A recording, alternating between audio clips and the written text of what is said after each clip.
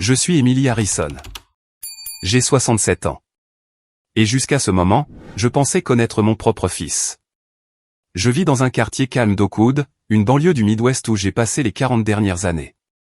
Je suis devenue veuve il y a 7 ans lorsque mon mari, Robert, colonel dans l'armée, est décédé après une courte mais féroce bataille contre le cancer. Il m'a laissé cette maison et les économies de sa vie. J'avais travaillé comme couturière depuis ma jeunesse, créant des robes de mariée qui étaient célèbres dans tout l'État.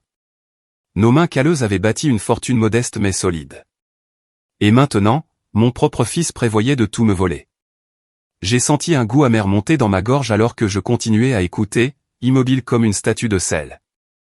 Non, Jessica, elle ne se doute de rien, continua Michael avec un petit rire que je n'avais jamais entendu auparavant. La vieille peau pense que je l'aide avec ses investissements. Tu te rends compte? 200 000 $, bébé. Assez pour recommencer à Cabo, loin de ce froid glacial, loin de ces plaintes constantes, loin de cette vie médiocre. Chaque mot était un coup de poignard dans le cœur. Il ne prévoyait pas seulement de me voler. Il me méprisait. Il m'appelait « vieille peau » avec ce ton dédaigneux, comme si mes 67 ans étaient une maladie contagieuse, comme si ce n'étaient pas des années de sacrifice, dont beaucoup lui étaient précisément dédiées. Je me suis reculé silencieusement dans le couloir, mes pantoufles effleurant à peine le vieux parquet. Je ne voulais pas qu'il sache que je l'avais entendu. Pas encore. Je devais réfléchir. Je devais digérer ce que je venais de découvrir. J'ai atteint la cuisine et je me suis assise à la table ronde où je lui avais servi ses plats préférés tant de fois, où j'avais écouté ses problèmes, où j'avais célébré ses rares réussites. Mon esprit a voyagé en arrière, cherchant des indices que j'aurais pu ignorer. Michael avait toujours été un enfant difficile, problématique à l'école, inconstant à l'université, qu'il n'a jamais terminé, instable dans des emplois qui duraient rarement plus de quelques mois. J'ai toujours espéré qu'il mûrirait, qu'il trouverait son chemin. Même quand il est rentré à la maison il y a 3 mois après son supposé divorce, maintenant je me demandais si cela aussi avait été un mensonge. Une partie de moi était secrètement heureuse de l'avoir à nouveau près de moi, de m'occuper de lui comme quand il était petit, comme j'avais été naïve, comme j'étais aveugle, comme j'étais stupidement maternelle. Les larmes menaçaient de couler, mais je les ai retenues fermement. Ce n'était pas le moment de pleurer. C'était le moment d'agir, car la vérité est que, bien que la confirmation ait détruit mon âme, elle n'était pas complètement inattendue. Les soupçons avaient commencé des semaines auparavant. D'abord, c'était de petites choses. Des documents bancaires déplacés de leur place. Mon téléphone emprunté quand je le laissais. Des questions trop intéressées sur mes économies, sur la vente de la maison du lac qui avait appartenu à ma mère. Puis des conversations téléphoniques qui cessaient brusquement quand j'entrais dans la pièce. Une femme nommée Jessica, qui était censée être sa collègue dans un travail qui ne semblait jamais l'obliger à quitter la maison. Une nuit, il y a à peine 2 semaines, je l'ai trouvée endormie sur le canapé avec ma tablette dans les mains. Quand je l'ai reprise, j'ai vu qu'il avait navigué sur mon application bancaire. C'est alors que le soupçon s'est transformé en une certitude douloureuse qui n'avait plus qu'à être confirmée. Et la confirmation venait d'arriver. Brutale et sans filtre, entendue par hasard alors que je me dirigeais pour préparer ma tisane à la camomille de 17 heures. « Calme-toi, Emily », me suis-je dit en respirant profondément. Pense. Quelles options avais-je? Je pouvais le confronter immédiatement, lui crier dessus, le chasser de la maison. Mais qu'est-ce que j'obtiendrais? Des dénégations, des excuses, peut-être même l'inciter à accélérer ses plans. Je pouvais simplement changer les mots de passe de mes comptes, mais cela ne ferait que stopper le problème momentanément sans aborder la trahison elle-même. Non, il me fallait quelque chose de plus définitif, quelque chose qui non seulement protégerait mon argent, mais lui donnerait une leçon qu'il n'oublierait jamais. À ce moment-là, je me suis souvenu du shérif Miller. Le shérif Miller était un ami de mon défunt mari depuis le lycée. Maintenant, proche de la retraite, il est resté une figure respectée de la communauté. Il saurait quoi faire, comment procéder légalement. J'ai aussi pensé à Linda, la directrice de la banque où j'avais gardé mes économies pendant 3 décennies, une femme qui comprendrait parfaitement ce que cela signifie quand quelqu'un essaie de profiter d'une vieille femme, comme mon fils m'appelait si affectueusement. J'ai regardé l'horloge murale. Il était 17h15. La banque fermerait dans 45 minutes. Si je me dépêchais, je pourrais parler à Linda aujourd'hui. J'ai pris mon sac à main et mes clés avec des mains qui ne tremblaient plus. Je me suis arrêté devant le miroir du couloir pour vérifier mon apparence. Une femme aux cheveux gris tirés en un chignon serré m'a renvoyé mon regard. Des rides autour des yeux et de la bouche, mais un regard ferme et déterminé. Ce n'était pas le regard d'une victime. C'était le regard de quelqu'un qui a survécu aux guerres, à la maladie et à la perte. Quelqu'un qui ne se laisserait pas vaincre facilement. « Tu sors, maman ?» La voix de Michael m'a surprise. Il se tenait à l'entrée du couloir avec son téléphone portable toujours à la main, me regardant avec un sourire que je reconnaissais maintenant comme faux. « Oui, mon fils. Je dois acheter du fil pour finir la robe de la petite fille de Margaret. Je ne serai pas longue. » Le mensonge est sorti de mes lèvres avec une aisance surprenante. Je n'avais jamais été doué pour mentir. Robert disait toujours qu'il pouvait me lire comme un livre ouvert. Mais maintenant, avec l'adrénaline qui courait dans mes veines, il semblait que j'avais développé un talent soudain pour la tromperie. « Veux-tu que je t'accompagne » a-t-il proposé avec ce ton empressé qui, avant, semblait attentif et maintenant, sonnait calculateur. « Ce n'est pas nécessaire, mon chéri. Profitant pour te reposer. J'ai fait du pudding au pain ce matin. Il est dans le frigo si tu en veux. » Je suis sorti dans la rue, sentant son regard dans mon dos. L'air frais de juin m'a frappé le visage, m'aidant à éclaircir mes pensées. Le quartier d'Oakwood était calme à cette heure. Quelques enfants jouant sur la place du village, des personnes âgées buvant du thé glacé sur les bancs, sous les chênes, la routine habituelle de n'importe quel mardi. Personne ne pouvait imaginer la tempête qui se développait en moi alors que je marchais d'un pas déterminé vers la banque communautaire. Au fur et à mesure que j'avançais, un plan a commencé à se former dans mon esprit. Je ne serais pas une victime passive dans cette histoire. Je ne serais pas la vieille femme facile à tromper que mon fils croyait que j'étais. Je lui montrerais que me sous-estimer avait été sa plus grande erreur. Je lui préparerais une surprise qu'il n'oublierait jamais. La banque communautaire conservait cet air majestueux des anciennes institutions financières. Des colonnes de marbre, des comptoirs en bois sombre, des employés en costume formel, même au XXIe siècle. Je suis entré avec détermination et j'ai demandé Linda à la réception. La jeune femme m'a dit d'attendre un moment pendant qu'elle l'appelait. 5 minutes plus tard, Linda est apparue par une porte latérale, ses cheveux bruns aux mèches argentées, parfaitement coiffés, son tailleur, impeccable comme toujours. Nous nous connaissions depuis 30 ans, depuis que j'avais ouvert mon premier compte après avoir épousé Robert. Elle avait vu mon fils grandir. Elle avait géré nos finances pendant des décennies. Émilie, quelle agréable surprise. Elle m'a salué par une accolade. Son sourire s'est estompé quand elle a vu mon expression. Quelque chose ne va pas? J'ai besoin de te parler en privé, Linda. C'est urgent. Elle m'a conduite à son bureau, un espace confortable avec vue sur la place principale, les murs couverts de diplômes universitaires et de récompenses bancaires. Elle a fermé la porte et m'a offert un siège. Est-ce que Michael essaie de me voler, ai-je déclaré sans préambule. Les mots sont sortis rauques, presque douloureux dans ma gorge. C'était la première fois que je les prononçais à voix haute, rendant la trahison encore plus réelle. Linda m'a regardé, fixement, traitant mes paroles. Elle n'a montré aucune surprise, ce qui m'a légèrement déstabilisé. Raconte-moi ce qui s'est passé, Émilie. Elle a finalement répondu en se penchant en avant. Je lui ai tout raconté. Les soupçons initiaux, les petits indices, et enfin la conversation téléphonique que j'avais entendue par hasard. Pendant que je parlais, Linda prenait des notes dans un petit carnet, hochant la tête de temps en temps. Émilie, dit-elle quand j'ai terminé, je suis vraiment désolée d'entendre ça, mais je dois être honnête avec toi. Il y a une semaine, Michael est venu à la banque avec une procuration, apparemment signée par toi, demandant un accès complet à tes comptes. J'ai senti le sol s'ouvrir sous mes pieds. Une procuration. Je n'ai jamais signé un tel document. Je m'en doutais, a poursuivi Linda.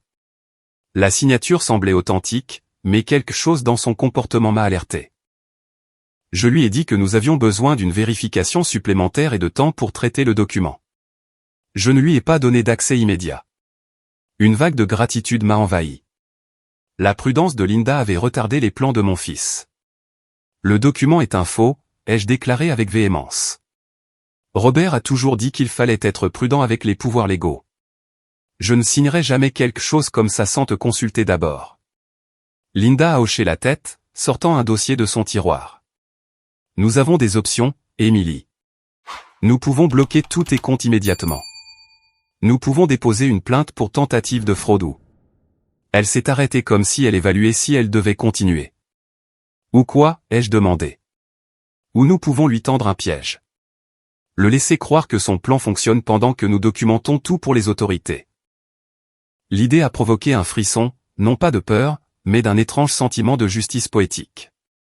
Explique-moi comment ça marcherait, ai-je demandé, sentant une détermination que je pensais oublier monter en moi. D'abord, nous devons parler au shérif Miller, a répondu Linda. Nous avons besoin de conseils juridiques et policiers. Si tu es d'accord, je peux l'appeler tout de suite. J'ai hoché la tête. Pendant que Linda passait l'appel, mon esprit vagabondait dans le passé. Il y a 3 mois, quand Michael est rentré à la maison après son supposé divorce, j'avais été sincèrement heureuse. Après des années à vivre seule, la compagnie de mon fils unique semblait être un cadeau du ciel. Au début, tout semblait parfait. Il m'aidait avec les courses, réparait de petites choses dans la maison, m'apprenait à utiliser des applications sur mon téléphone. « Maman, tu dois te moderniser », disait-il en riant quand je m'embrouillais avec la technologie. « Laisse-moi t'aider avec ça. » C'est précisément cette aide que je reconnaissais maintenant comme le début de son plan. Il m'a convaincu d'installer des applications bancaires sur mon téléphone, soi-disant pour me faciliter la vie. C'est plus sûr que d'aller à la banque avec tout cet argent liquide, maman, a-t-il insisté. En plus, tu peux voir tes soldes à tout moment. La voix de Linda m'a ramené au présent. Le shérif Miller sera là dans 20 minutes. Il dit de ne rien faire avant que nous nous mettions d'accord sur la façon de procéder. Pendant l'attente, Linda a examiné mes comptes.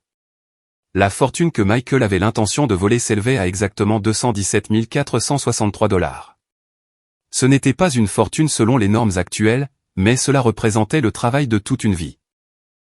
Le bien d'investissement que nous avions vendu après la mort de Robert, les économies de mon travail de couturière, le petit héritage de mes parents, tout ce que j'avais accumulé, en pensant à une vieillesse tranquille, et finalement à aider mon fils. Quelle ironie! Le shérif Miller est arrivé ponctuel comme toujours. À 60 ans, il conservait la posture droite et le port distingué de quelqu'un qui a passé des décennies à faire respecter la loi. L'uniforme lui allait aussi bien qu'il y a 40 ans, quand lui et Robert étaient de jeunes recrues. Nous nous sommes assis tous les 3 dans le bureau de Linda pendant que les dernières lueurs de l'après-midi filtraient par les fenêtres. Le shérif Miller a écouté attentivement mon histoire, son expression se durcissant progressivement. « Ce garçon n'a jamais été bon », a-t-il murmuré quand j'ai terminé. Robert le savait. Il a essayé de le discipliner, mais... Il s'est interrompu comme s'il était sur le point de révéler quelque chose qu'il ne devrait pas. Mais je savais à quoi il faisait référence. Mon défunt mari et mon fils ont toujours eu une relation compliquée. Robert, strict et droit comme une flèche, n'a jamais su comment gérer le tempérament volatile de Michael. Emily, a poursuivi le shérif, ce que votre fils tente de faire est un crime grave. Falsification de documents, tentative de fraude, abus de confiance envers une personne âgée. Il pourrait écoper de plusieurs années de prison. Le mot « prison » a résonné dans ma tête. Aussi trahi que je me sente, l'idée de mon fils unique derrière les barreaux me causait une douleur aiguë. Quelles sont mes options, ai-je demandé. Légalement, vous en avez plusieurs, a-t-il répondu. Nous pouvons déposer une plainte officielle dès maintenant. Nous pouvons attendre qu'il essaie de faire le virement et le prendre en flagrant délit, ce qui entraînerait une condamnation plus sévère. Ou nous pouvons essayer une approche intermédiaire. Que suggérez-vous? Le shérif Miller a échangé un regard avec Linda. La même chose que Linda pensait.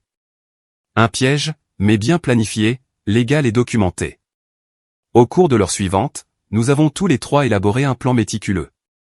Linda créerait un compte spécial qui semblerait appartenir à Jessica, la complice de Michael. Tout virement qu'il effectuerait en pensant que c'était sur ce compte resterait en fait sous mon contrôle légal, mais il semblerait réussi de son point de vue. Nous aurons besoin de preuves solides, a expliqué le shérif Miller.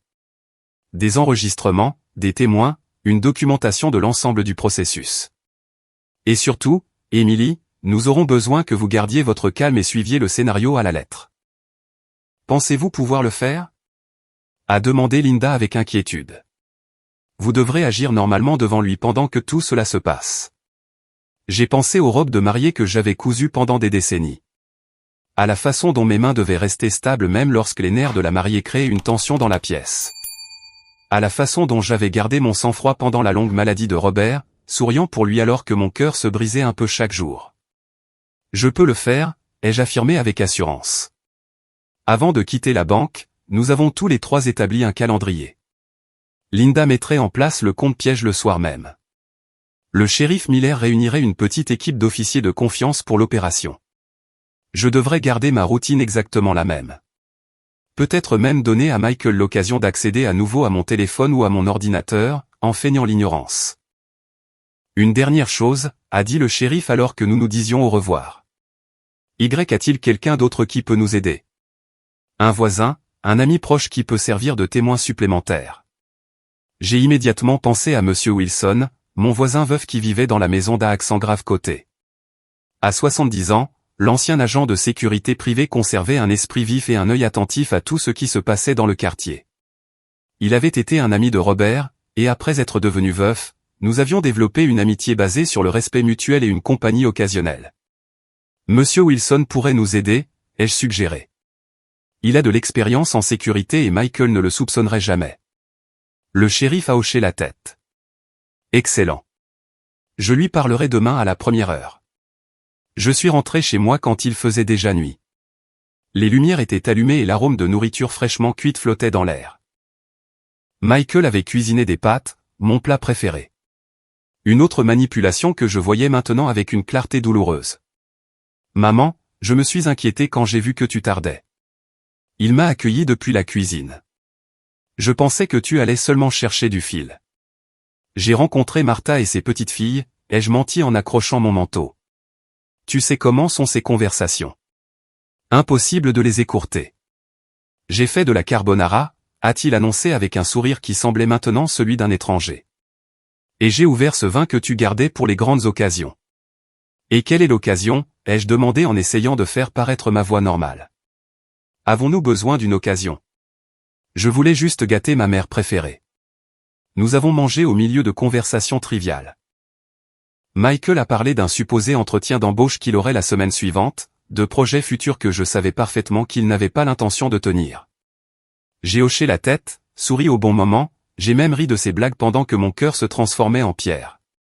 Après le dîner, comme s'il anticipait mes désirs, il a préparé une tisane à la camomille. Pour que tu dormes bien, maman, a-t-il dit avec une fausse sollicitude. J'ai remarqué que tu es un peu tendu ces derniers temps. Merci, mon fils, ai-je répondu en prenant la tasse. Tu sais, je pensais faire quelques changements dans mes investissements. Peut-être que tu pourrais m'aider avec ça demain. J'ai vu l'étincelle d'intérêt immédiat dans ses yeux. L'hameçon avait été lancé, et lui, comme le prédateur qu'il se croyait être, n'a pas hésité à mordre. Bien sûr, maman. Tu sais que l'économie est compliquée. Il faut être malin avec l'argent de nos jours. Tu as toujours été bon avec les chiffres, les jeux loués, savourant l'ironie. Je te fais confiance pour ces choses. Cette nuit-là, en essayant de dormir, des souvenirs de Michael enfant ont envahi mon esprit. Son premier jour d'école, ses genoux écorchés après être tombé de son vélo, sa remise de diplôme du lycée. À quel moment était-il devenu cet étranger calculateur capable de trahir sa propre mère? Je me suis souvenu d'une conversation avec Robert peu de temps avant sa mort. Nous étions à l'hôpital pendant une de ces dernières nuits lucides avant que la morphine ne les unisse dans un état de semi-conscience. Emily, m'avait-il dit d'une voix faible. Quand je serai parti, fais attention à Michael. Il n'est pas ce qu'il semble être. À ce moment-là, j'avais attribué ces paroles aux médicaments et à la douleur. Maintenant, je me demandais si Robert avait vu quelque chose chez notre fils que moi, aveuglé par l'amour maternel, j'avais refusé de reconnaître pendant des décennies. Le lendemain matin, tôt, j'ai reçu un message du shérif confirmant que M. Wilson avait accepté de nous aider. Linda m'a informé que le compte piège était mis en place et prêt. Tout était en mouvement. Pendant le petit déjeuner, j'ai nonchalamment laissé mon téléphone sur la table pendant que j'allais chercher plus de café. De la cuisine, j'ai observé comment Michael l'a rapidement saisi, le déverrouillant avec le schéma qu'il m'avait sûrement vu utiliser des centaines de fois. Ses doigts se déplaçaient agilement sur l'écran, accédant probablement à l'application bancaire. Un sourire satisfait a traversé son visage avant de remettre le téléphone à sa place d'origine. Le café est délicieux aujourd'hui, maman, a-t-il commenté à mon retour à table. Une nouvelle recette, ai-je répondu naturellement. As-tu envie de m'accompagner au centre commercial plus tard? J'ai besoin d'acheter quelques trucs. Je suis désolé. J'ai des courses importantes à faire, s'est-il excusé. Exactement comme je m'y attendais. Peut-être demain. Bien sûr, pas de problème. J'en profiterai pour rendre visite au père Sébastien alors. Ça fait un moment que je ne suis pas allé à la paroisse. J'ai vu l'ombre de l'inquiétude dans ses yeux. Michael savait que le prêtre était l'un des rares à avoir toujours vu à travers sa façade de fils parfait. Le reste de la journée s'est déroulé avec une normalité apparente. Moi tricotant sur le porche. Michael allant et venant avec de vagues excuses. Au crépuscule, j'ai reçu un autre message du shérif. Tout est prêt pour demain. Le piège est tendu. Cette nuit-là, en préparant le dîner, Michael a reçu un appel. Il s'est éloigné vers le jardin pour parler, mais a laissé la porte entr'ouverte. Des fragments de sa conversation sont parvenus à la cuisine. Oui, tout est prêt. Demain je fais le virement. J'ai déjà vérifié. L'argent est là. On se voit à l'aéroport à minuit. J'ai continué à remuer la soupe comme si je n'avais rien entendu. Mon cœur battait fort, mais plus de douleur, mais d'anticipation. Les pièces étaient en place. Le piège était prêt. Mon fils croyait qu'il était à un pas de disparaître avec le fruit du travail de toute ma vie. Ce qu'il ne savait pas, c'est que sa vieille mère lui avait préparé une surprise qu'il n'oublierait jamais. La nuit passa lentement, interminable. Chaque craquement de la vieille maison me surprenait. Chaque ombre semblait contenir des menaces invisibles. Ce n'était pas de la peur que je ressentais, mais un étrange mélange d'anticipation et de tristesse. En essayant de m'endormir, j'ai mentalement repassé les détails du plan que nous avions élaboré. À l'aube, lorsque les premiers rayons de soleil ont filtré à travers les rideaux brodés que j'avais fait moi-même des années auparavant, mon téléphone a vibré doucement. C'était un message du shérif. En position. Monsieur Wilson est prêt aussi. Suivez le plan exactement comme convenu. Je me suis levé, en faisant attention de ne pas faire de bruit. L'horloge marquait 6h15 du matin. Michael ne se réveillait normalement pas avant 9h, ce qui me donnait assez de temps pour préparer les derniers détails. Je me suis habillé avec soin, choisissant une tenue que je réservais aux grandes occasions. Une jupe bleu marine et un chemisier crème avec de petites broderies sur le col. Un cadeau de ma défunte amie Claudia. Si j'allais affronter le jour le plus difficile de ma vie, je le ferais en me sentant forte. Dans la cuisine, j'ai préparé du café et des croissants comme n'importe quel matin normal. L'arôme de café frais a inondé la maison, une routine quotidienne qui contrastait brutalement avec la nature extraordinaire de la situation. Pendant que le café infusait, je suis sorti discrètement dans le jardin arrière où Monsieur Wilson m'attendait près du citronnier. « Bonjour, Émilie. » Il m'a salué à voix basse. Son visage buriné reflétait l'inquiétude. Le shérif m'a mis au courant de tout. Je suis vraiment désolé. Merci de m'aider, Monsieur Wilson, ai-je répondu, en essayant de faire paraître ma voix ferme. Tout est prêt. J'ai installé de petites caméras ici et ici, a-t-il indiqué, pointant des points stratégiques dans le jardin et à l'entrée arrière. Elles sont discrètes, mais capturent l'audio et la vidéo avec une clarté parfaite. Le shérif a un accès direct au flux depuis son véhicule. M. Wilson avait travaillé pendant 3 décennies pour une entreprise de sécurité privée avant de prendre sa retraite. Son expérience s'est avérée inestimable. Maintenant, souvenez-vous, a-t-il poursuivi, le dispositif d'enregistrement est dans votre broche. Il a montré la petite broche papillon qu'il m'avait donnée hier, maintenant épinglée à mon chemisier. Elle a l'air décorative, mais elle capture tout ce qui se passe à l'intérieur de la maison. J'ai hoché la tête, reconnaissante pour sa méticulosité. Quand Michael fera le virement, vous recevrez une notification sur votre téléphone, a-t-il expliqué. Il est crucial que vous agissiez normalement, comme si vous ne l'aviez pas vu. Laissez-le croire que son plan fonctionne. Et s'il décide de fuir immédiatement après, ai-je demandé, exprimant ma plus grande préoccupation. Il ne le pourra pas. Le shérif a placé des officiers en civil qui surveillent toutes les sorties. Le chauffeur de taxi qui viendra le chercher ce soir est en fait un agent. De plus, Jessica est sous surveillance depuis hier. La mention de cette femme complice dans le plan de me voler a provoqué une pointe de curiosité. Savez-vous quelque chose sur elle? Monsieur Wilson a hésité un instant avant de répondre. Le shérif dit qu'elle a un casier pour des arnaques similaires dans d'autres États. Apparemment, elle est spécialisée dans... Eh bien, dans l'aide aux enfants pour s'approprier les biens de leurs parents âgés. Une professionnelle du mal. L'idée m'a retourné l'estomac. Je dois rentrer, ai-je murmuré, remarquant que j'avais passé trop de temps dehors. Michael pouvait se réveiller à tout moment. Je surveillerai toute la journée, a assuré Monsieur Wilson. Si vous avez besoin de quoi que ce soit, ouvrez simplement la fenêtre de la salle de bain. C'est notre signal d'urgence. Je suis retourné à la cuisine juste au moment où j'ai entendu du mouvement dans le couloir. Michael est apparu dans l'embrasure de la porte, décoiffé et avec un visage endormi. Il portait le pyjama bleu que je lui avais offert à Noël, ressemblant momentanément au fils qu'il avait été autrefois. « Bonjour, maman. Tu es debout tôt aujourd'hui. » La douleur dans mes genoux ne m'a pas laissé dormir, ai-je menti en servant le café dans 2 tasses. Des croissants. Nous avons pris le petit déjeuner en parlant de banalités, du temps frais de juin, des nouvelles du journal local, des plans pour le jardin. Si je ne savais pas ce que je savais, cela aurait été un matin parfaitement normal entre mère et fils. Au fait, ai-je mentionné nonchalamment en ramassant les assiettes. Aujourd'hui, j'aimerais aller à la banque pour examiner ces investissements dont nous avons parlé. Pourrais-tu m'accompagner? J'ai vu l'éclair d'alarme dans ses yeux, rapidement dissimulé. Bien sûr. Mais ne serait-il pas plus facile de le faire depuis le téléphone? Je t'ai montré comment utiliser l'application bancaire. Tu te souviens? Tu sais, je ne fais pas entièrement confiance à ces choses modernes, mon fils. Je préfère parler à de vraies personnes, voir des papiers signés. Michael a passé une main dans ses cheveux, clairement mal à l'aise. C'est juste que j'ai cet entretien d'embauche à 11 heures. Je te l'avais dit. C'est vrai. J'ai complètement oublié, m'exclamai-je, feignant la détresse. Ma tête ces jours-ci. Ne t'inquiète pas. J'irai seul alors. Non, attends, s'est-il empressé de dire. Que penses-tu si je t'aide avec l'application tout de suite? Tu peux voir tous tes comptes, faire des virements, tout depuis le confort de la maison.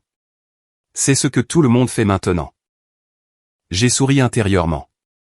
Le poisson mordait à l'hameçon. Eh bien, si tu insistes, mon téléphone est sur la table du salon. Pendant la demi-heure suivante, Michael m'a donné un cours accéléré sur les services bancaires mobiles. Il m'a montré chaque fonction de l'application, y compris comment faire des virements, avec la patience forcée de quelqu'un qui a un objectif caché. J'ai feint la confusion au bon moment, lui demandant de répéter certaines instructions, paraissant maladroite avec la technologie. Tu vois, c'est très simple, a-t-il conclu finalement. Tu n'as pas besoin d'aller à la banque pour quoi que ce soit. C'est merveilleux, m'exclamai-je avec un faux enthousiasme. Bien que je préfère toujours parler à Linda pour les choses importantes. Ça me donne plus de sécurité. Son expression s'est légèrement assombrie à la mention de Linda. Les gens comme Linda seront bientôt remplacés par des applications, maman. C'est l'avenir. Je suppose que tu as raison, ai-je concédé. Au fait, je vais laisser mon téléphone en charge pendant que je vais au marché. As-tu besoin que j'achète quelque chose de spécial pour le déjeuner? Non, ne t'inquiète pas. En fait, je ne déjeunerai peut-être pas ici. L'entretien pourrait durer longtemps.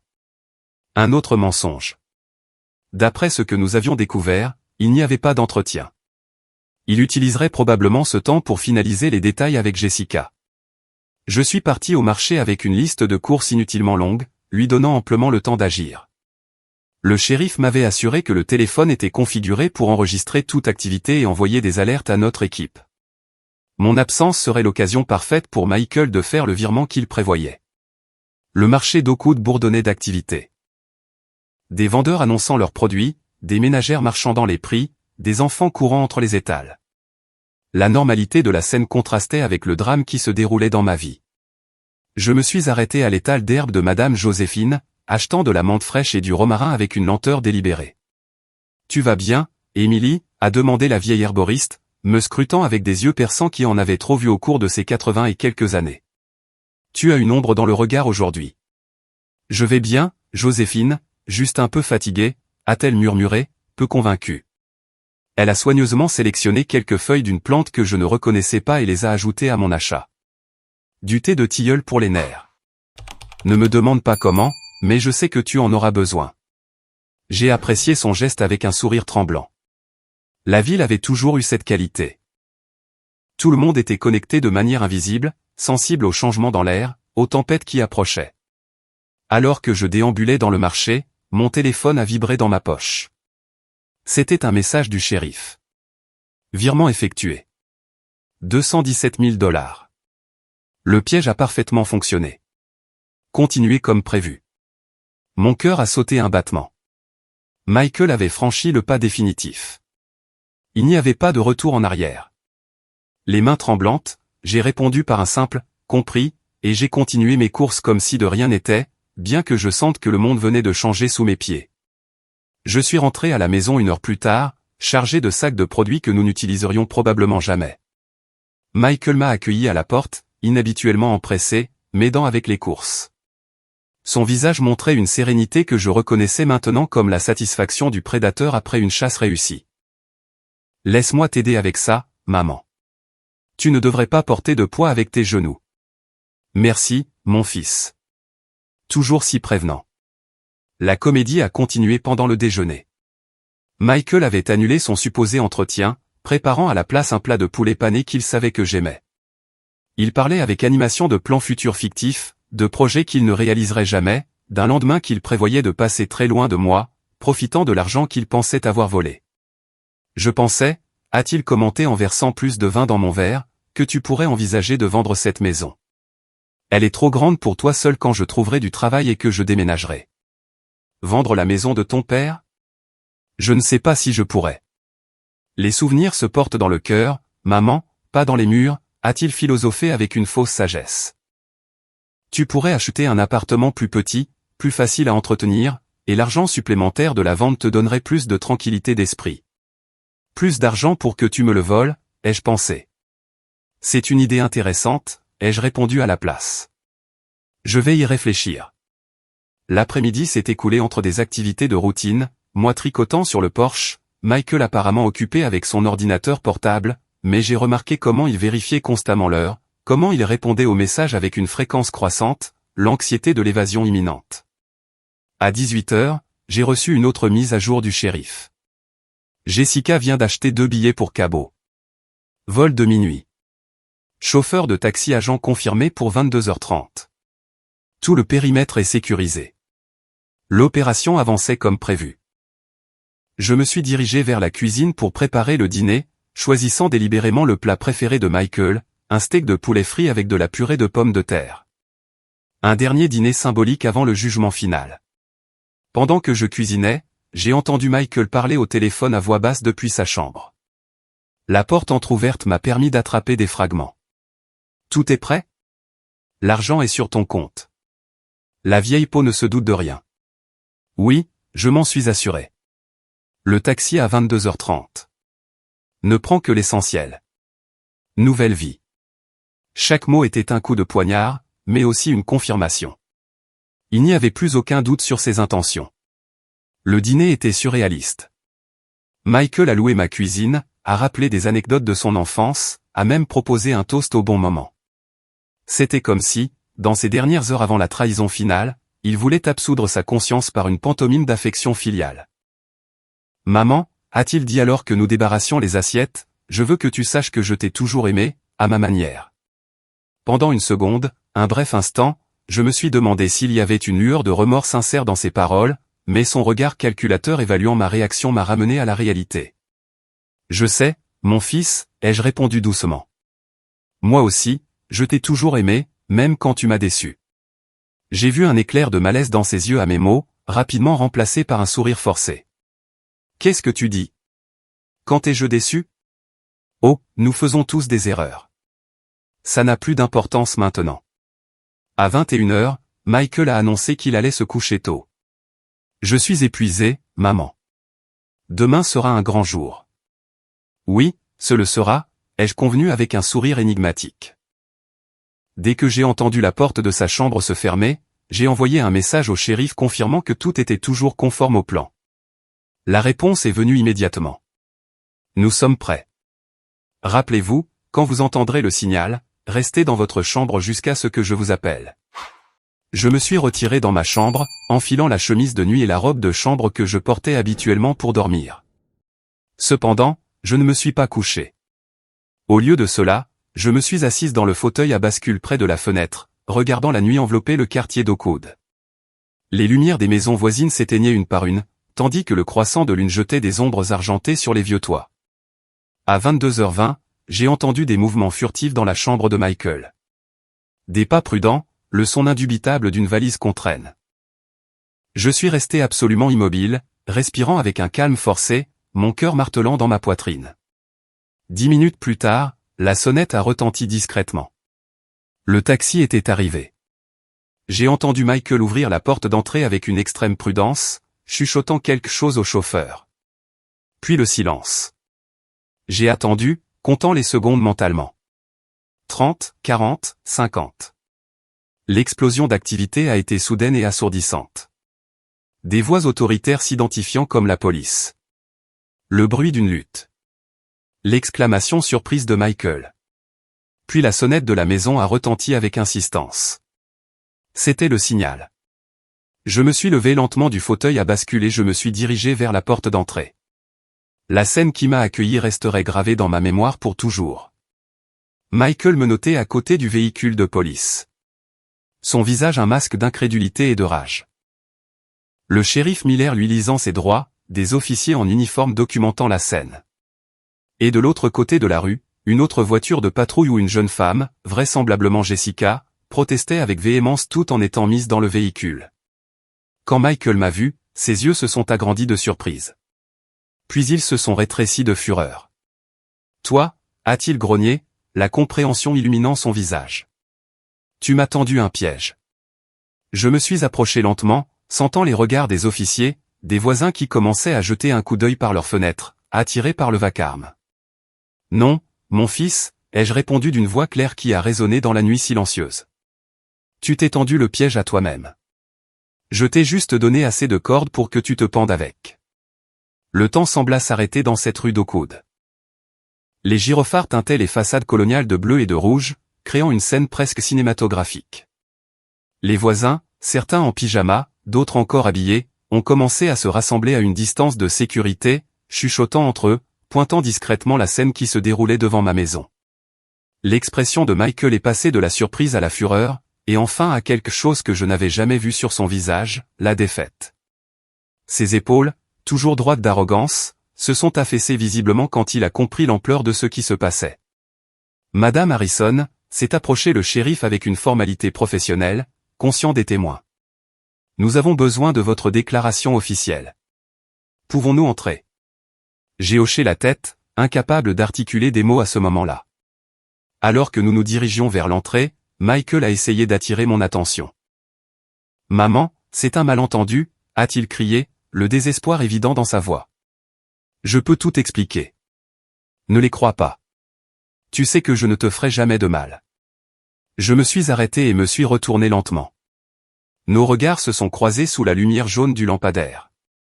Pendant un instant, j'ai vu l'enfant que j'avais élevé, l'adolescent rebelle, le jeune homme troublé, toutes les versions de mon fils superposées à l'homme adulte qui me regardait maintenant d'un air suppliant. Plus de mensonges, Michael, ai-je répondu avec un calme que je ne me connaissais pas, les enregistrements, les virements, les documents falsifiés. Tout est documenté. Des enregistrements? Son visage a pâli. Tu m'as espionné dans ma propre maison. Dans ma maison, ai-je corrigé. La maison que ton père a construite avec son travail honnête. La maison que tu voulais vendre dès que tu m'aurais volé jusqu'au dernier centime. Un officier s'est approché de Michael et l'a conduit vers le véhicule de police. Alors qu'il le mettait sur la banquette arrière, j'ai pu voir comment son regard cherchait quelque chose ou quelqu'un dans la foule des badauds, probablement Jessica, sans savoir qu'elle était déjà dans l'autre voiture de patrouille, faisant face à ses propres accusations. Mon salon, normalement confortable avec ses meubles anciens et ses photos de famille, s'est rapidement transformé en un poste de police improvisé. Des officiers prenaient des notes, photographiaient des documents, installaient du matériel d'enregistrement. Je me suis assise dans mon fauteuil préféré, celui où Robert lisait le journal tous les après-midi, me sentant étrangement étrangère dans ma propre maison. Nous avons besoin que vous nous racontiez tout depuis le début, a indiqué un jeune officier nommé Moral, chargé de prendre ma déposition. Chaque détail, aussi insignifiant qu'il puisse paraître. Au cours de l'heure suivante, j'ai tout raconté. Les premiers soupçons, les conversations surprises, la visite à la banque, le plan élaboré avec le shérif et Linda, le compte piège, les enregistrements. Ma voix semblait mécanique, même à mes propres oreilles, comme si je narrais l'histoire de quelqu'un d'autre, une affaire de police que j'avais vue dans une de ces séries télévisées que Robert aimait. Vous avez fait ce qu'il fallait, Emily, m'a assuré le shérif Miller quand j'ai terminé, posant brièvement sa main sur mon épaule. Beaucoup de gens dans votre situation n'ont pas le courage d'affronter quelque chose comme ça. Ce n'est pas une question de courage, ai-je répondu, sentant enfin le poids émotionnel de tout ce qui s'était passé. C'est une question de justice et d'enseignement. Vers minuit, lorsque les officiers ont finalement commencé à se retirer, M. Wilson est apparu à la porte, son visage un mélange d'inquiétude et de soulagement. Vous ne devriez pas rester seul ce soir, a-t-il suggéré. Ma nièce Louise a une chambre d'amis où je peux rester ici sur le canapé. L'idée de passer la nuit dans cette maison, entourée de souvenirs et maintenant de nouveaux fantômes, est devenue soudainement insupportable. J'accepte l'offre de votre nièce, ai-je décidé. J'ai juste besoin de faire quelques bagages. Alors que je préparais une petite valise avec l'essentiel, mon regard s'est arrêté sur la photo de famille qui occupait une place de choix sur ma table de chevet. Robert, Michael et moi lors de ce voyage aux chutes du Niagara quand Michael avait 12 ans. Des sourires sincères, des étreintes sincères, une famille qui semblait parfaitement heureuse. Où tout avait-il commencé à mal tourner? À quel moment mon fils avait-il cessé d'être cet enfant pour devenir un homme capable de trahir si profondément sa propre mère? La question me tourmenterait pendant longtemps. La maison de Louise, une construction moderne et confortable à la périphérie de la ville, m'a accueilli avec la chaleur dont j'avais tant besoin. Bien que nous ne nous soyons connus que superficiellement lors de fêtes de quartier, la nièce de Monsieur Wilson m'a traité comme une tante bien-aimée, me préparant une tisane au tilleul et préparant la chambre d'amis avec soin. Mon oncle m'a raconté les bases, a-t-elle dit en m'accompagnant à la chambre. Vous n'avez pas besoin d'expliquer quoi que ce soit, reposez-vous simplement. Le sommeil, cependant, a refusé de me rendre visite cette nuit-là. Je suis resté éveillé, regardant le plafond inconnu, revivant encore et encore les événements des dernières semaines. Lorsque les premiers rayons de soleil ont filtré à travers la fenêtre, ils m'ont trouvé épuisé, mais résigné. Un nouveau jour commençait, et avec lui une vie que je n'avais jamais imaginée pour ma vieillesse. À 9 heures du matin, le shérif Miller m'a appelé pour m'informer qu'il avait besoin de ma présence au poste pour officialiser la plainte. Louise a insisté pour m'accompagner, une présence silencieuse mais réconfortante à mes côtés pendant le trajet.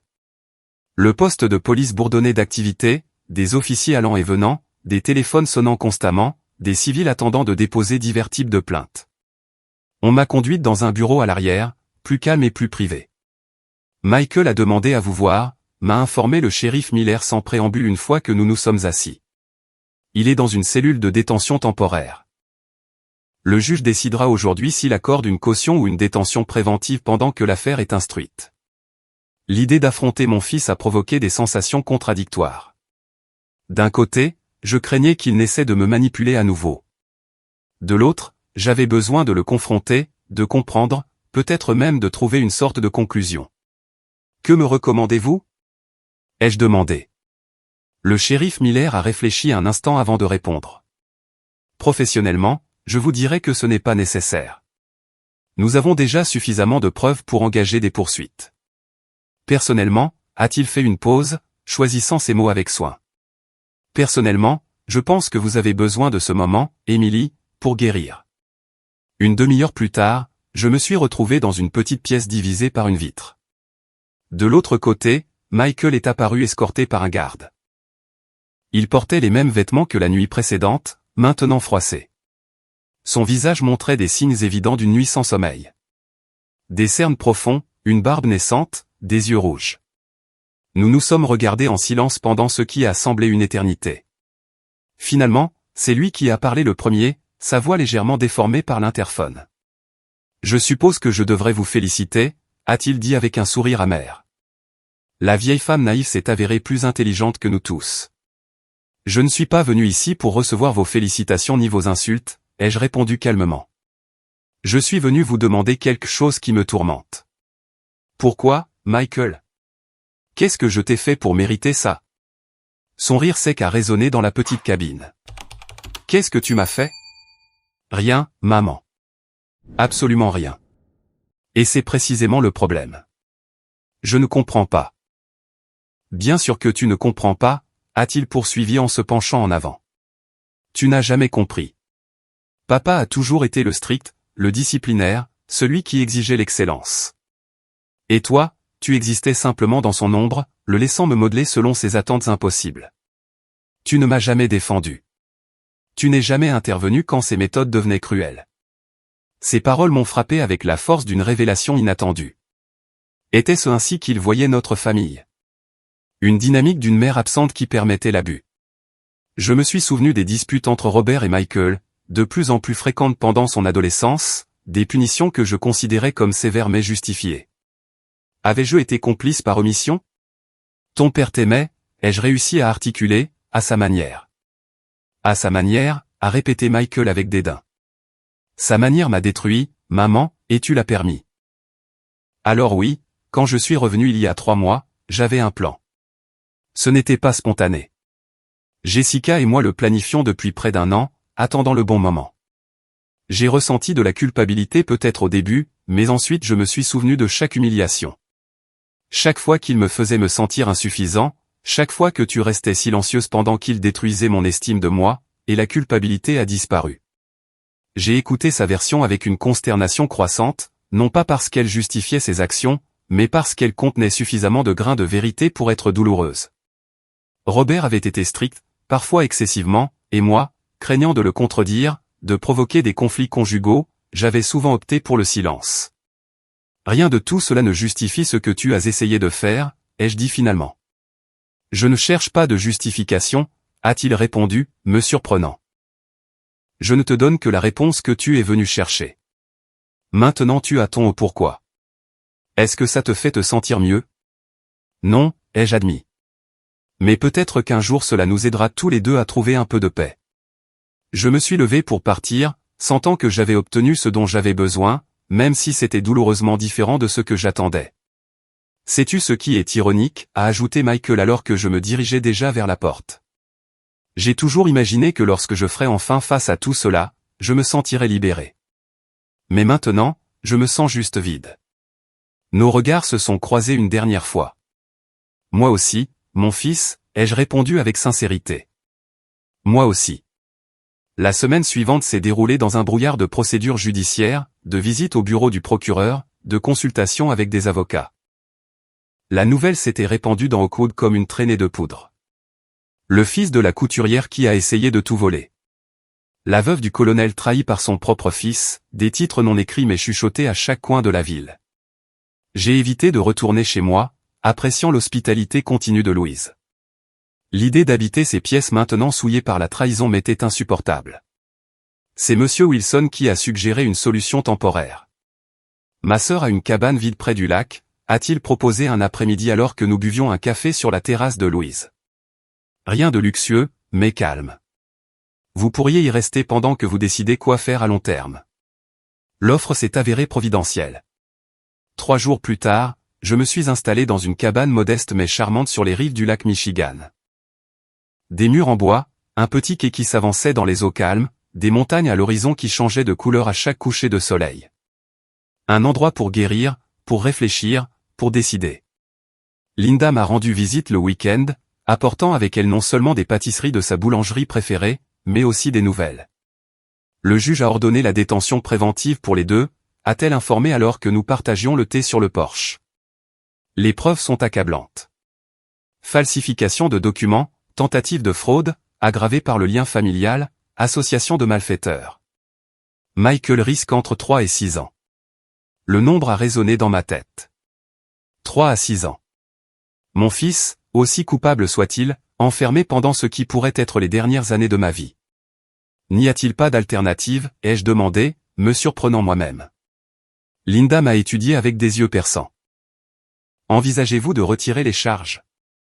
Non, ai-je répondu après un moment de réflexion. Mais peut-être une sorte d'accord, quelque chose qui inclut un traitement psychologique, des travaux d'intérêt général. Je parlerai au procureur, a promis Linda.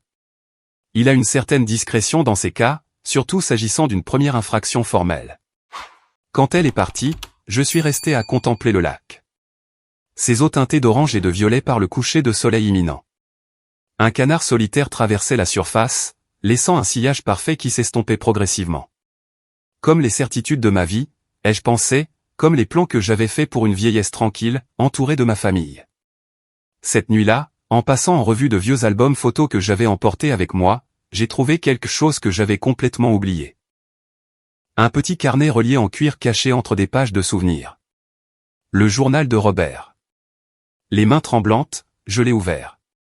Les pages jaunies contenaient l'écriture soignée et ordonnée de mon mari, aussi caractéristique que sa personnalité méthodique. 10 avril 1985. Aujourd'hui, il a eu 6 ans. Je lui ai offert son premier grand vélo, comme il l'appelle. Il en voulait un rouge, mais je n'en ai trouvé qu'un bleu. Il était visiblement déçu, mais a feint la joie pour ne pas me contrarier. Cet enfant a une sensibilité qui m'inquiète. Le monde ne pardonne pas aux sensibles. Je dois l'endurcir, le préparer à la vie qui l'attend. Émilie ne comprend pas. Elle pense que je suis trop sévère. Peut-être a-t-elle raison, mais quelqu'un doit le modeler en un homme fort. J'ai continué à lire, entrée après entrée, des larmes silencieuses coulant sur mes joues. Le journal révélait un Robert très différent de celui que je pensais connaître. Un homme tourmenté par des insécurités sur sa capacité de père. Convaincu que la sévérité était la seule forme d'amour véritable, torturé par son incapacité à se connecter émotionnellement avec son fils. 23 septembre 1990. Autre confrontation avec Michael. 11 ans et il me défie déjà ouvertement. J'ai dû le punir sévèrement. Émilie a pleuré après, quand elle pensait que je ne la voyais pas. Elle ne comprend pas que cela me fait plus mal qu'à lui. Elle ne comprend pas que j'essaie de le sauver de devenir quelqu'un comme mon père. Faible, manipulable, finalement détruit par ses propres faiblesses. La révélation m'a frappé comme une vague inattendue. Robert, mon strict et apparemment incassable Robert, avait agi à partir de ses propres traumatismes non résolus, de ses propres peurs paternelles. Et moi, par respect mal compris, par peur du conflit, j'avais gardé le silence, permettant à cette dynamique toxique de s'épanouir sous notre toit. 14 juillet 1997. Michael a abandonné l'université, comme je l'imaginais. Il me blâme. Il dit que je ne lui ai jamais donné d'option, que je l'ai poussé à suivre une carrière qu'il détestait. Peut-être a-t-il raison. Peut-être que tout ce que j'ai fait a été une erreur. Émilie essaie de servir de médiatrice, mais il est trop tard. Je vois dans ses yeux quelque chose qui me terrifie. Le même ressentiment que je ressentais envers mon propre père. L'histoire se répète et je ne sais pas comment l'arrêter. J'ai lu jusqu'à l'aube, découvrant des vérités qui étaient restées cachées pendant des décennies sous le vernis de notre apparente normalité familiale. Quand j'ai fermé le journal avec les premiers rayons de soleil filtrant à travers les rideaux, une certitude s'était formée en moi. Nous étions tous à la fois coupables et victimes dans cette histoire. Michael avait choisi le chemin de la tromperie et de la trahison et devait faire face aux conséquences de ses actes. Mais Robert et moi avions posé les fondations de ce dénouement avec nos propres actions et omissions. J'ai pris le téléphone et j'ai composé le numéro du shérif Miller. Quand il a répondu, ma voix était claire et décidée. J'ai besoin que vous m'aidiez à organiser une visite avec le procureur. Je pense avoir des informations pertinentes pour le cas de mon fils. Le bureau du procureur Reynolds semblait conçu pour intimider. Des meubles sombres et lourds, des étagères remplies d'épais volumes juridiques, une fenêtre étroite qui laissait à peine passer la lumière. Le procureur lui-même, un homme d'environ 50 ans aux cheveux prématurément blancs et au regard pénétrant, émanait une autorité tranquille mais indéniable. Madame Harrison, m'a-t-il salué en m'indiquant de m'asseoir en face de son bureau. Le shérif Miller m'a expliqué que vous aviez de nouvelles informations pertinentes pour le cas de votre fils. Le shérif Miller, assis à côté de moi, m'a fait un léger signe de tête d'encouragement. Il avait accepté de m'accompagner, non pas en tant qu'officier en ce moment, mais en tant qu'ami de la famille. C'est exact, ai-je confirmé en posant le journal de Robert sur la table. J'ai trouvé quelque chose qui ne change pas les faits de l'affaire, mais qui fournit un contexte. Au cours de l'heure suivante, j'ai expliqué au procureur ce que j'avais découvert dans ce petit carnet en cuir. Je lui ai parlé de la relation complexe entre Robert et Michael, des schémas toxiques qui s'étaient perpétués de génération en génération, de mon propre rôle de témoin silencieux d'une dynamique familiale dommageable. Je comprends votre point de vue, Madame Harrison, a dit Reynolds, jetant finalement un coup d'œil à quelques entrées du journal. Mais je dois être clair, ces antécédents familiaux, bien que douloureux, ne constituent pas une justification légale pour le crime commis. Je ne cherche pas de justification, ai-je répondu fermement. Mon fils a essayé de me voler et doit répondre de ses actes, mais je demande de considérer ces circonstances au moment de décider du type de sanction. Le procureur s'est penché en arrière dans son fauteuil, m'étudiant avec curiosité. Que proposez-vous exactement? Une peine qui inclut une thérapie psychologique obligatoire, un service communautaire important, de préférence auprès de personnes âgées, pour qu'ils comprennent la valeur et la dignité des personnes de mon âge. Et, j'ai hésité un instant avant de continuer. La possibilité d'une peine avec sursis après une période initiale d'incarcération.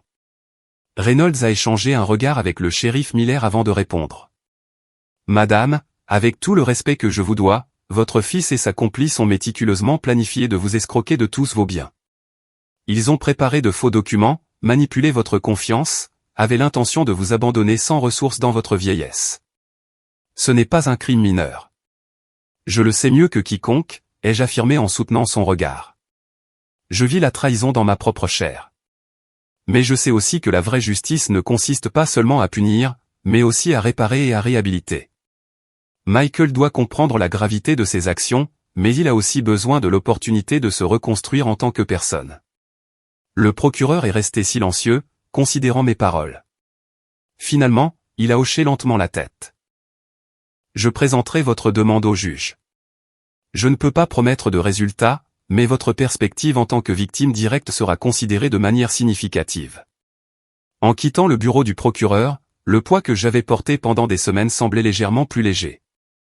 Non pas parce que j'avais pardonné à Michael. Ce processus ne faisait que commencer et prendrait du temps, mais parce que pour la première fois depuis que j'avais découvert sa trahison, je sentais que j'agissais avec sagesse et non plus seulement avec douleur. Êtes-vous sûr de cela, Emily, a demandé le shérif Miller alors que nous marchions vers sa voiture. Non, ai-je admis avec honnêteté, mais je suis sûr que je dois essayer. Pour lui, pour moi et pour Robert. Les jours suivants se sont déroulés dans un calme étrange. Je suis resté dans la cabane au bord du lac, trouvant du réconfort dans son isolement. Les matins, je les consacrais à de longues promenades le long du rivage, observant les montagnes se refléter dans les eaux cristallines. Les après-midi à revoir des albums photos et à relire le journal de Robert, découvrant de nouvelles couches de complexité dans notre histoire familiale. Une semaine après ma visite au procureur, j'ai reçu un appel inattendu. C'était Sarah Jenkins, l'avocate que le shérif Miller m'avait recommandée pour me représenter dans l'affaire. J'ai des nouvelles, Madame Harrison, a-t-elle annoncé sans préambule. Le procureur Reynolds a proposé un accord à la défense de votre fils. Une peine de 3 ans avec possibilité de libération conditionnelle après la première année, s'il se conforme de manière satisfaisante à une thérapie psychologique et à un service communautaire dans un centre pour personnes âgées. Et Jessica?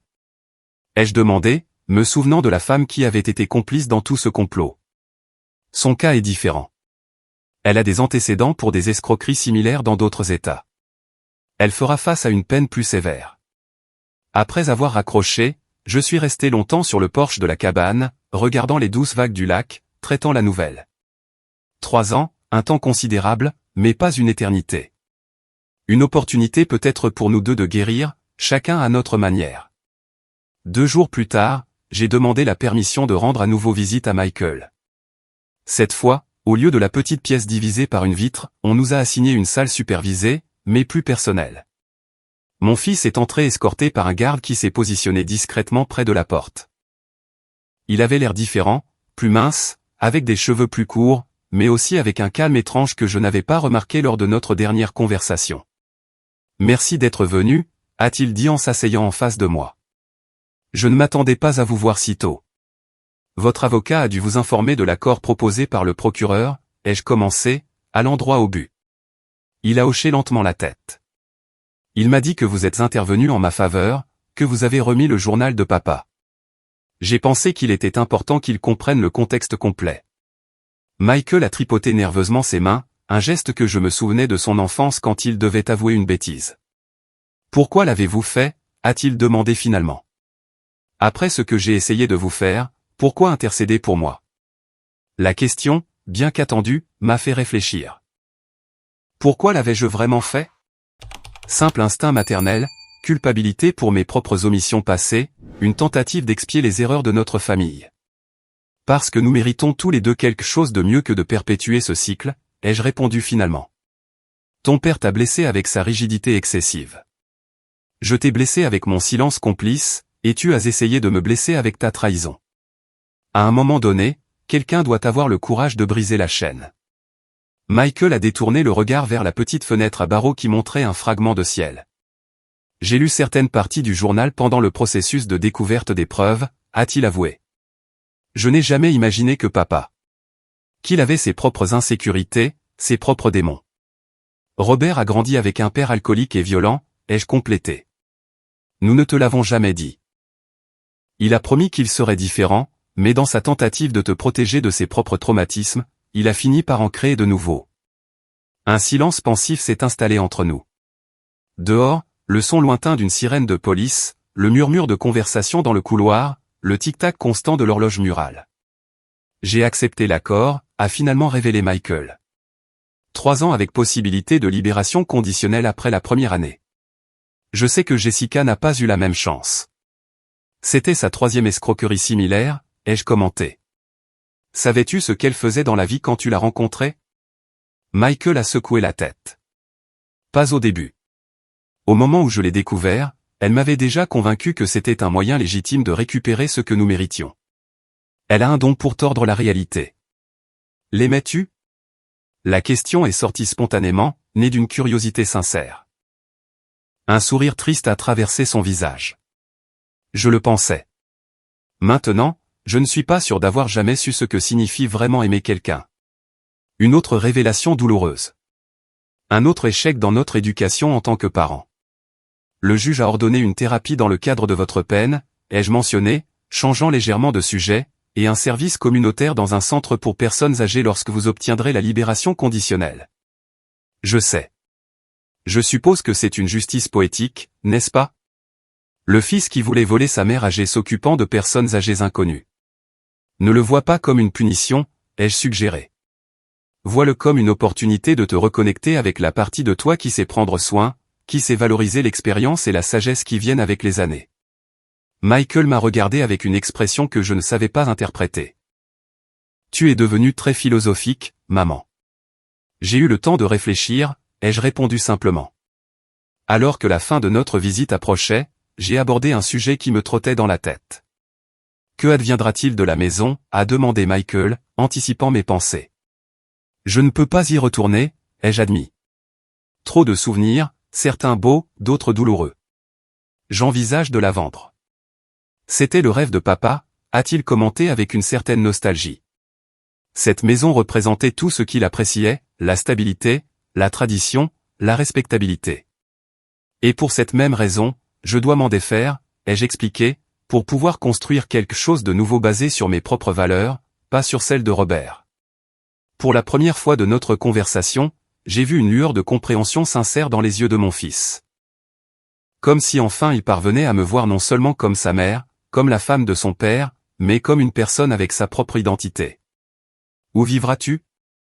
J'envisage d'acheter la cabane au bord du lac où je séjourne temporairement. Elle est petite mais suffisante pour moi. Elle a une vue qui apporte la paix. Michael a hoché la tête, traitant l'information. Ça a l'air bien, maman. Un nouveau départ. Le garde s'est approché, indiquant que notre temps était écoulé. Nous nous sommes levés simultanément, faisant face au moment inconfortable des adieux. Une étreinte serait-elle appropriée étant donné les circonstances? Une poignée de main serait-elle trop formelle? Finalement, j'ai opté pour la simplicité. Je te rendrai visite régulièrement, ai-je promis. Si tu veux que je vienne, bien sûr. Je veux que tu viennes, a-t-il confirmé d'une voix qui me rappelait l'enfant qu'il avait été. Nous avons encore beaucoup de choses à nous dire. Beaucoup, ai-je convenu. Prends soin de toi, mon fils. En m'éloignant dans le couloir, escorté par un autre garde vers la sortie, j'ai ressenti un étrange mélange de douleur et d'espoir. Le chemin vers une véritable réconciliation serait long et difficile. Peut-être que nous ne restaurerions jamais complètement ce qui avait été brisé, mais nous avions fait le premier pas. Les semaines suivantes ont apporté des changements importants. Suivant les conseils de Sarah, j'ai engagé un agent immobilier pour vendre la maison d'Oakwood. Étonnamment, il a trouvé des acheteurs presque immédiatement. Un jeune couple avec 2 jeunes enfants désireux de s'installer dans un quartier traditionnel. Le jour où j'ai signé les papiers de vente, j'ai ressenti une libération presque physique. Comme si chaque souvenir douloureux, chaque secret de famille, chaque mensonge et omission restait scellé à l'intérieur de ces murs qui appartenaient maintenant à d'autres. Avec l'argent de la vente, j'ai acheté la cabane au bord du lac et j'ai créé un fonds en fiducie pour Michael, accessible uniquement lorsqu'il aurait purgé sa peine complète. Le reste, je l'ai investi en suivant les conseils de Linda, m'assurant un revenu mensuel modeste mais suffisant pour mes besoins. Ma nouvelle vie a commencé à prendre forme lentement.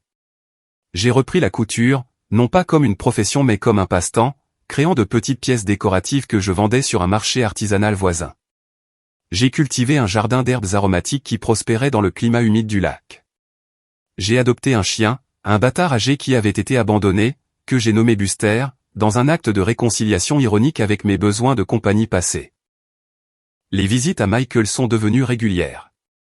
Toutes les 2 semaines, lui apportant les livres qu'il demandait, écoutant ses séances de thérapie, dialoguant sur des sujets qui, pendant des décennies, avaient été tabous dans notre famille.